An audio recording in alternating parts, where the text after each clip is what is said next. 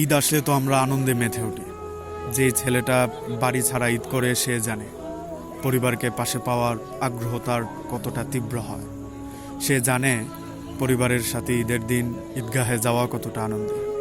ঈদ শেষে তার দাদা দাদি নানা নানির জন্য কবরস্থানের সামনে দাঁড়িয়ে দোয়া করাটা কতটা তৃপ্তির।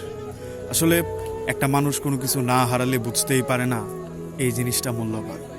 যেই ছেলেটা গত বৎসরও বাবা মার সাথে হেসে খেলে ঈদ করলো, ঈদের নামাজ শেষে ঘরে এসে মায়ের হাতের রান্না করা সেমাই খেলো, সে কখনোই বুঝবে না একটা ছেলে প্রবাসে গেলে তার মায়ের হাতের সেই সেমাইটাকে কতটা মিস করে।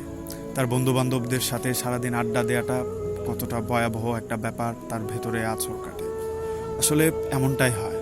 আপনি যখন ছোট সময় থেকে বড় হবেন, এই পরিবারের সাথে ঈদ করে বন্ধু বান্ধবদের সাথে সারাদিন ঘুরে, তখন আপনার একবারও ফিল হবে না এই মানুষগুলোকে ছাড়া এটা আসলে কঠিন হতে পারে।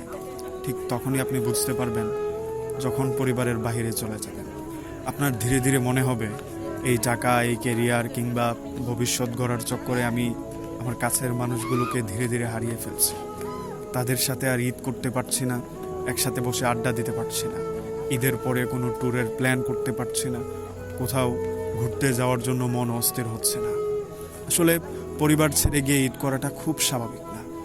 যে ছেলেটা 12 ঘন্টায় কাজ করে, সে যেদিন ঈদ করে তার পরের দিনও কাজই করতে হয় পরিবারের জন্য।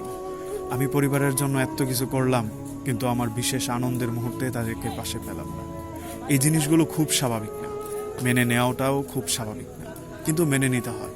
জীবন এমনই, এসব বাস্তবতার চক্করে আমাদের জীবন আমাদের থেকে যৌবন কেড়ে নেয়, জীবন কেড়ে নেয়, পাশাপাশি সব আত্মীয় স্বজন বন্ধু বান্ধবদের সঙ্গটা কেড়ে নেয়। তারপর আমরা বুঝতে পারি জীবন আসলে একাই হয়।